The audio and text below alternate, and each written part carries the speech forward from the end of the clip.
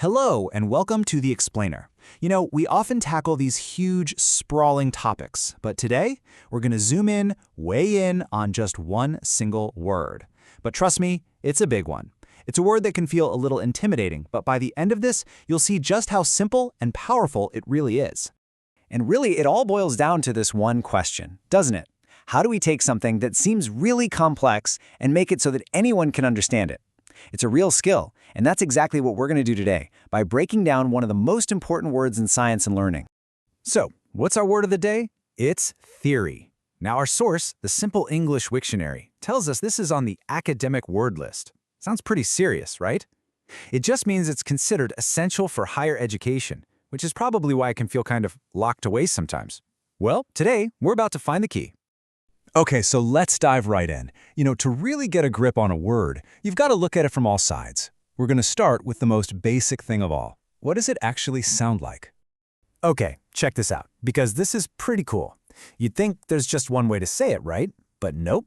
In the UK, you might hear theory, or maybe a quicker theory. Hop over to the US, and you'll often hear theory, or even a faster theory. Now, the point isn't to get bogged down in the details. It's that there's no single correct way. And just hearing it, it stops being this abstract thing on a page and starts becoming a real tool we can all use. Next up, a little bit of grammar. I know, but stick with me, because this is actually super helpful. Theory is what we call a countable noun. And all that means is you can count it. You can have one theory, or you can have two theories. Simple, right? But think about what that tells us. It means a theory is its own separate thing, a single concept you can actually grab onto. All right, so we know how to say it, we know how it works in a sentence. Now it's time to get to the real heart of it. What does theory actually mean? Let's peel back all the complicated layers and find that simple core idea. And here it is. This definition comes from the Simple English Wiktionary, and I just want you to take a second and appreciate how beautifully clear this is. A theory is an idea that tries to explain an observation. That's it. You see something happen. That's the observation. You come up with a reason why it might have happened. That's your idea. That's your theory. It's just perfect in its simplicity. So having a simple definition like that is a fantastic start, right? But where it really starts to click is when you see it out in the wild. So let's check out a couple of examples from our source and see how this idea actually works. Okay, let's look at this one. So, somebody had an idea, their theory, that explained an observation they'd made about growth. Makes perfect sense. But then, new information comes along and boom, that idea was wrong. This fits our definition perfectly, doesn't it? It shows that a theory isn't a fact set in stone, it's an explanation that can be tested, and yeah, sometimes it can even be proven incorrect. All right, now for a much, much bigger example.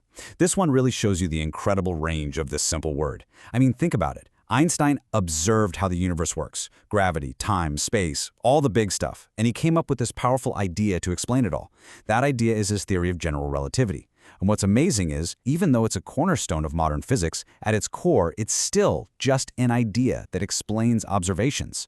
A really, really good one that's held up so far at that. So, what have we done here? We've taken this so-called academic word, and we've found that, deep down, it's actually incredibly straightforward. And that brings us to the most important takeaway from this whole exercise. So here's why this really matters. What we just did for the word theory, you can do that for pretty much any big idea. By breaking it down, by using clear language, you demystify it, you take away its power to confuse, and you turn it into a tool that you can actually use. This shows us that simple language isn't about dumbing things down. It's about making big ideas accessible to everyone, not just the experts.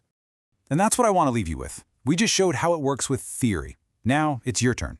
What's one complex idea from your work, your studies, or maybe a hobby that you're passionate about that you could explain using simple, clear words? Give it some thought.